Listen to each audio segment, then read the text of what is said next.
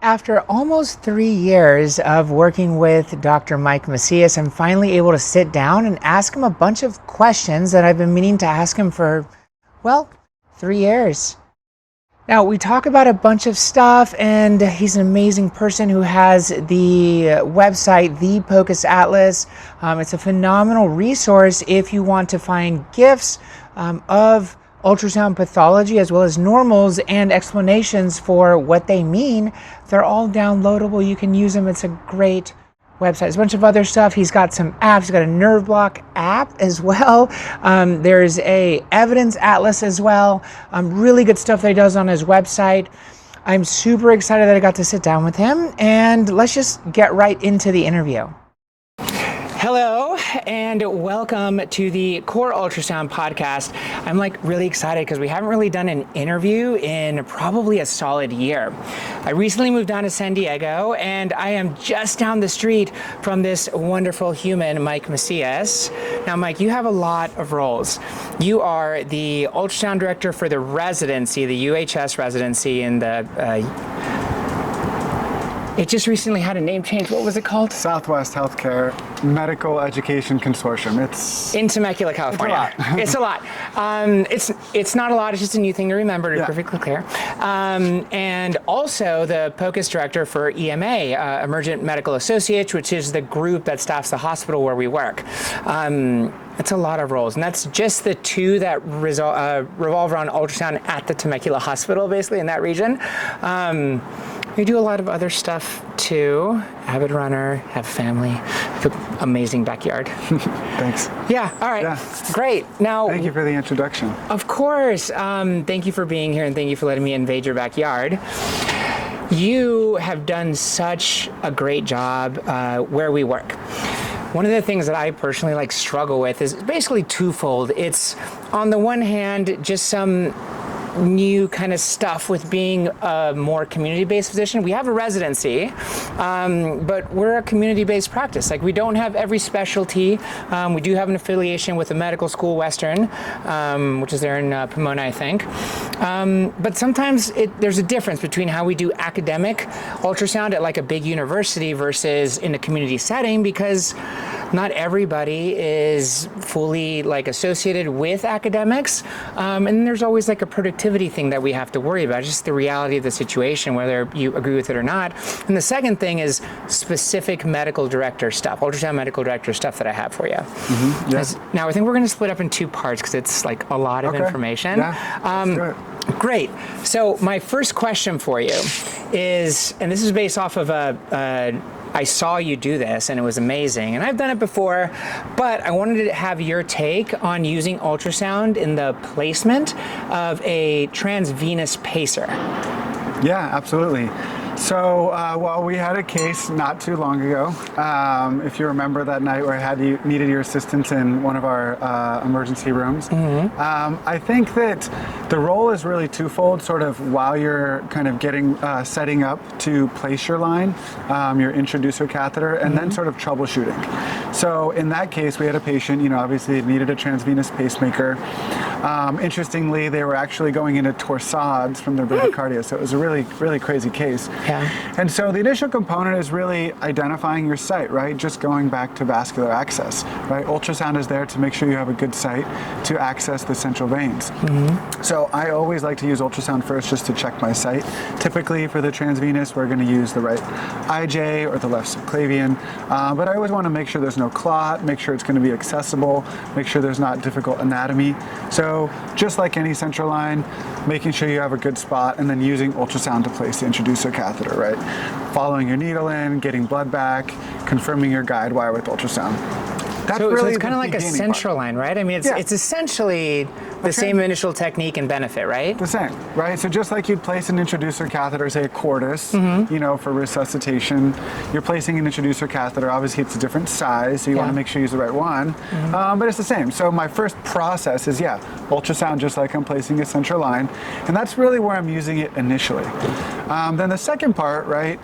We're used to introducing our our catheter, our pacing catheter, into the introducer catheter, and then sort of looking, blowing up the balloon, looking at the monitor, trying to get electrical catheter. And that's okay, right? That works the majority of the time.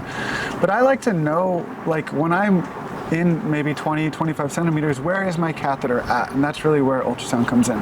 So in our case, I don't have a lot of hands. So right. You have two. I mean, it's a bit of a deficit on your part. Yeah. But we forgive you for that, for only having two arms.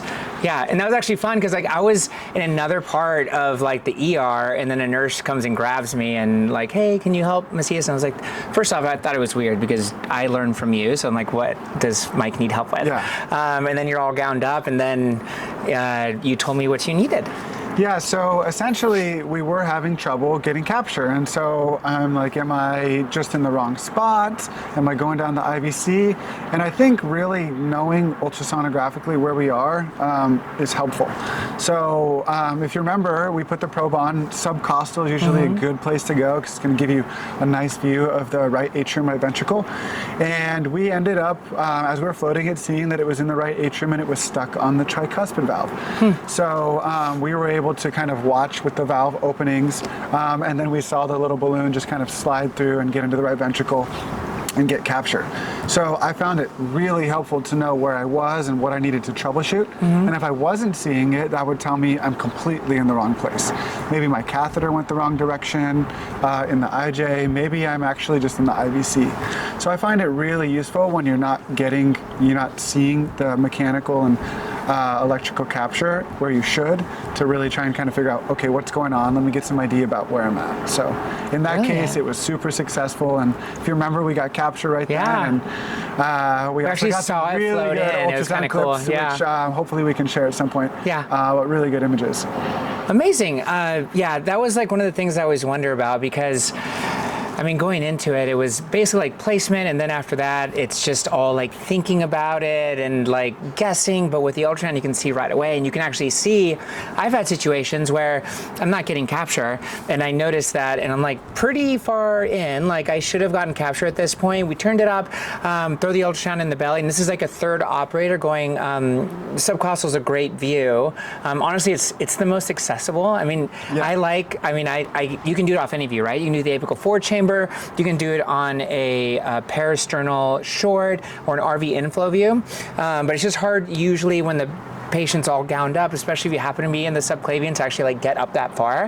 But subclavian works so well, or the subcostal, excuse me. And I've run in situations where I don't have capture, and then we can see that the end of the transvenous spacer is actually like in the renal veins. Like it's not in the renal veins, but like that far down the IVC. And then we bring it back, we try to recoil it and try to like angle it a little more anterior, right? So it helps even if it's not like a valve thing. Yep. Yeah. I think this is just a good example of sometimes ultrasound gives you that extra procedural confidence. I mean, it increases your vision, but also like we use it because we trained with it, and I think it gives that extra value if we're having trouble. You don't want to get dismayed if the procedure's not working. It gives you that extra boost, and it's like, okay, I just need to work through it a little bit. So I think there's that confidence value that ultrasound adds to for a variety of procedures, transvenous pacemaker being one of them. Yeah, totally agree. Sweet, I actually really like that case. I'm going to take a brief pause here and remind you about the Ultrasound Leadership Academy. The Ultrasound Leadership Academy is an online fellowship as a comprehensive 1 full year of online didactics that I actually recorded and created for the most part. We have a few guests in there that help. We have one-on-one hangouts where we just talk and we give you that mentoring to really bring you up to the next level.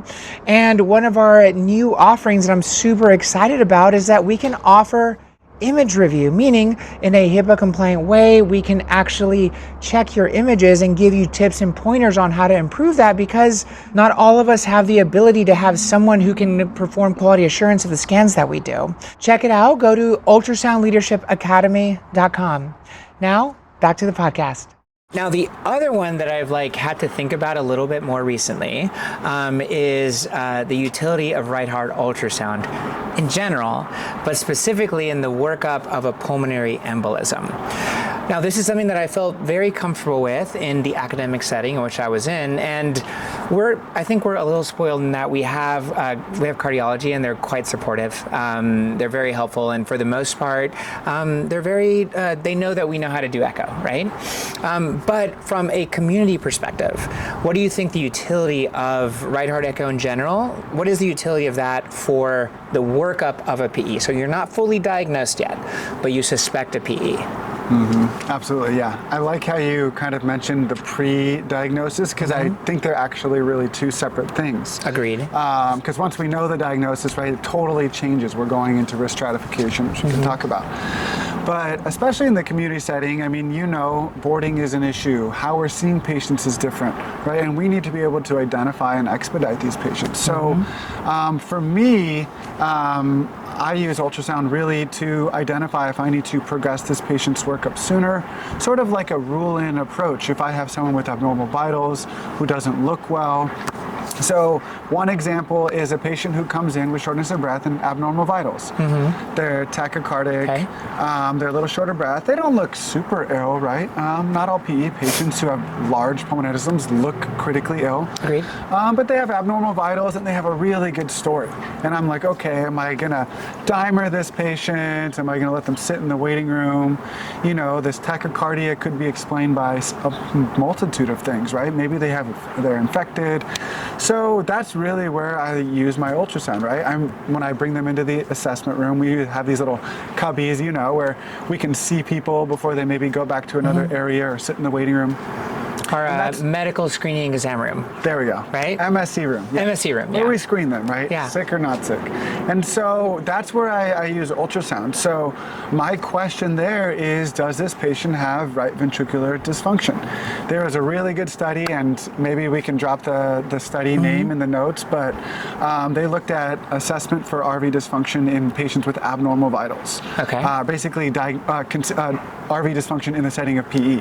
And what they found is that as your vitals become abnormal, the sensitivity increases significantly. And if your heart rate's over 110, and they have a large pulmonary embolism causing RV dysfunction, you're going to see that on your echo. Brilliant. So to me, if I have a person tachy away at 120 and their RV is normal, I have a high likelihood that this is not a pulmonary embolism. Essentially, it makes me feel much better. And now I'm going to start looking at different things: infection, dehydration, maybe they have reduced LV function, right? But I know now that that's probably not a big PE that's driving that tachycardia. It doesn't mean I'm done. Doesn't mean I'm not going down my risk assessment wells or whatever you prefer to use, but it sort of readjusts my differential, right? Normally, without echo, you would just have tachycardia and shortness of breath and be like, okay, PE is at the top. Right. But you have a normal RV, it's dropped a lot. So totally changes how you're looking at that patient, how you're working them up. Right, that's very true. And even if let's say the top 3 diagnosis, differential, right, is a PE. If you don't have right heart strain, the likelihood that abnormality in the vital signs is from that PE is low, right? It's not excluding a PE, and that's, I think, an important thing to make sure that people understand, is that a normal-sized RV does not exclude a pulmonary embolism. Right. It just is. It's dramatically diminishes the likelihood of a submassive or massive PE, right? I mean, I guess there's situations where it could happen. I'm sure there's a case report somewhere. But for the most part, if you have a normal-sized RV, I've not yet seen a normal-sized RV with a submassive or a massive PE. Not yet. I mean, it's not saying it won't happen, but not yet. Yeah, and then, but that's important that you bring that up. Is we're just talking about submassive or massive. So in your patient that might have a segmental PE with no RV dysfunction, that probably is a low-risk patient that could go home, the echo is not really going to add a lot of value. I mean, you can't, assuming they have no RV dysfunction. We still got to work that patient up, and you'd miss the PE if you didn't actually, work them up with dimers. Of course. Yeah. So I always get a little cautious with that when I'm teaching it, to make sure people understand that it's really that abnormal vitals where it's really going to shine. Whereas the normal vitals, it's not going to reduce my pretest probability. Brilliant. And then we're not really talking about that unstable patient. We haven't broached that, but that's totally different. Why don't we talk about an unstable patient? Let's talk about an unstable patient, an undifferentiated unstable patient. How would it be a little different there? Yeah, so that sort of that's a much more challenging patient, because if we have the unstable patient, and let's throw in the fact that maybe they're too unstable to get a definitive CT image, VQ scan, whatever. We have the peri-arrest, the hypotensive patient who's very ill, or the cardiac arrest, and we have to make a decision based off the history we get, whether it's from EMS or the family, plus our ultrasonographic assessment, what to do with this patient. Right. So it's challenging. I think the peri-arrest patient is a little bit more clear to me. If they have cardiac activity, they're hypotensive, they have a good story for a PE, and they have RV dysfunction. That case is a little easier for me to justify deciding if I'm going to give this patient maybe lytics, because that would be a massive pulmonary embolism, suspected. That case is clearer to me because they still have cardiac function. And then if I see clot moving in the right ventricle, that pretty much pretty seals specific, it. right? Clot Like transit. what else is that but clot in transit, right? Now the arrest patient is harder because if they've been arresting, they've been getting CPR for 30 minutes. We know that the RV naturally dilates with CPR. So if they actually have asystole and the RV is big, I have a little trouble there unless they, I was told they just were diagnosed with a DVT yesterday, or I have some corroborating information. I find those more challenging, and I may not be as likely to give a lytic or, an advanced therapy in that patient. Yeah, no, that's fair enough. And because I think what you're talking about with it's hard if you have somebody that's asystolic or has had CPR for a long period of time or had really any downtime. The blood is not moving forward. And so it's going to back up into something. And really the thing that it backs up to is the RV, right? So there's this is incredible YouTube video that I saw. It was presumably it said it was of a porcine heart, and they just caused arrest. And you can see, it's sped up, but you can see how big that RV gets. And there's actually studies to back that up as well, that happens. So that is tricky. If somebody arrests in front of me, and I see that right heart enlargement, immediately upon arrest, then I'm much more likely to do it. The one caveat that I'd like to throw on there is if, let's say that you don't know, there's unknown downtime or they've had CPR for a while, one of the things that I sometimes do is I'll actually, while chest compressions are going on, while we're going down ACLS, I actually will look at the leg veins, the proximal leg veins, for a clot. And if I see one there, even let's say I can't even get a view of the heart, because let's say there's subcutaneous emphysema from the CPR or something like that. If I see a DVT, and the story fits, I'm much more likely to be comfortable pushing lytics on this patient who really is already dead, and I have now two reasons why I think the patient might have a massive pulmonary embolism as their cause. So that's the one little thing.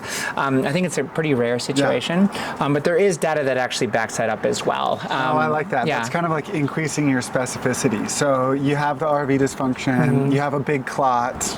I mean, it's like the smoking gun sort of comparison, right? Right. I like that. Exactly. And then I guess it's a follow-up question, and it's let's take it one step further. Say you have a patient with a diagnosed on CT scan PE. Let's say you have no labs back. You do your ultrasound and you identify some right heart enlargement and you didn't have a previous reason for it. So not a COPD or not a different reason they might have chronic cor pulmonale. What would you do with that information? They're stable right now, by the way. Maybe a little tachycardic, but stable. I think this is a really important question and something that's really new to the community. When I came, and my goal as ultrasound director is to really bring a lot of point-of-care ultrasound research, backed practices to the community. And one of the things is really risk stratifying PE patients. A lot of community sites, there's the general, right, heparin drip, admit, right? There was not really low risk versus high risk, intermediate. So risk stratification is so important, and especially at sites now where there's more treatments for PE, you want to know who's the best candidate, right? Right. So I think that's where ultrasound comes in, whether it's us doing it, whether it's cardiology, and CT imaging can help a little bit too. But we need to know, right, does this PE, is it causing dysfunction of the heart? Is it causing problems with the right ventricle? We know that patients with RV dysfunction have higher mortality, higher risks of cardiac arrest and other complications. So just by having RV dysfunction, this is not the PE patient that can just get an oral anticoagulant and go home. Agreed. They may need some advanced therapies. They may not, right? There's still studies on whether all these patients should get advanced therapies or not. Right. But there's probably a subset that should, right? Patients that are more ill-appearing, significant abnormal vitals, significant dyspnea, and then the RV dysfunction. So my use of it is exactly that. So I have a PE patient, maybe they're a little tachycardic. I want to know, what is their RV doing? Is it dysfunctional? So we're looking for the common things in RV dysfunction: RV enlargement, septal bowing, reduced TAPSE, so tricuspid annular plane systolic excursion. We can look for new tricuspid regurgitation, and then the classic McConnell sign, we could go into that too. But if they have one of those things present, and assuming it's new, and they have abnormal vitals, and the other thing I'm checking is a troponin, if that's elevated. BNP? I do BNP is there too. The issue with BNP, I prefer troponin, is the BNP is going to be more sensitive but less specific, whereas the troponin up is going to be a more sensitive, more specific marker. It's like CRP instead, right? I know, it's kind of like that, right? Like, you get both. If they're both negative, it's like way low risk. Yeah. Right? If they're both negative, you're way low. So at our site, we have the pulmonary embolism collaborative. We have a protocol. Whereas if someone has an elevated troponin and our bedside echo shows right ventricle dysfunction, that would be an intermediate high risk patient. So there's an intermediate low, and that's if only troponin or RV dysfunction are present, so either or. Right. But if both are there, that's a person that could have a high risk of decompensating, and we would consider those patients in consultation with a cardiology and critical care docs if they could get an advanced therapy, and that could be a thrombectomy, or it could be catheter-directed thrombolysis. And in some cases, if they're unstable, considering systemic thrombolysis. At our site, we'll give half dose for those patients, but that varies from site to site. So definitely, it's really helping me to decide, do I need to be more aggressive with this patient's treatment, or are we just going to anticoagulate them? Brilliant. No, it's great insight, and agree on all fronts. Yeah. Wow, there is so much that we talked about, so much incredible, amazing, and useful information. I actually, I was very naive and thought that I'd be able to fit in all of my questions into one episode, but we really only got through like 2. Now, the big ones were using the ultrasound in the initial placement, troubleshooting, and confirmation for a transvenous pacer, and how much easier it makes the whole procedure. Now, afterwards, just like with central lines, remember, you don't really need X-ray for confirmation. If you can see that catheter inside the right ventricle and you have capture, it's in the right spot. And if you want to look for complications, it turns out that ultrasound is by far the most accurate bedside modality that we have to diagnose a pneumothorax. So just use your ultrasound, switch it to that linear transducer, place it on the anterior surface of the chest wall. If the patient's supine, that's going to be a little lower, maybe rib space is 5, 6, 7. If they're sitting in a semi-recumbent, maybe 45-degree position, then you go underneath the clavicles to look for that presence or absence of that lung sliding. And then if you think you see no lung sliding, do your lung point assessment. Because remember, the absence of lung sliding isn't really the most sensitive. It's specific for ruling out a pneumothorax. So if you see lung sliding, you've ruled out a pneumothorax. But if you don't see lung sliding, it doesn't necessarily mean that the patient has a pneumothorax. So what you want to do is look for that lung point. If you also see a lung point, that's specific for a pneumothorax. And lastly, we talked about right heart assessment in the emergency department. Now, this is something that's huge. I feel like pulmonary embolisms, they aren't fair. They don't always present the way that they're supposed to present. Sometimes it's something as mild as they have a little bit of chest pain, they're not hypoxic, and it turns out they have a huge clot in transit. Sometimes it might be a little bit of side pain, and it turns out they have a big PE. Sometimes they're short of breath. You sometimes have the classic case where they're, tachypnic, they have all of the signs, but sometimes you don't know, and the ultrasound comes in handy. Remember that the absence of right heart enlargement does not rule out a pulmonary embolism. It just helps lower the risk of a submassive or a massive PE. That's very important. There are a few other things that you can do. You can actually look for peripheral atelectasis or even subtle the beginnings of necrosis of the lungs, infarcts. You can also look at the legs for a DVT, and all of those things. If you see a patient that you have a suspicion of a PE and the leg ultrasound is positive for a DVT, patient probably has a PE. Now, if you're in a place where you can get that confirmatory CT, absolutely get that confirmatory CT. But if you're in a place where you might not be able to, that would actually help with your disposition with regards to transfer versus beginning treatment. Now, if you want to know more, please check out the Core Ultrasound website.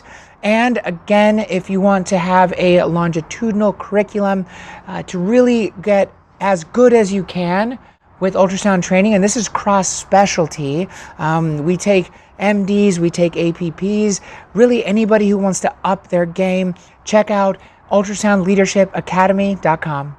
I hope to hear from you soon, and happy scanning.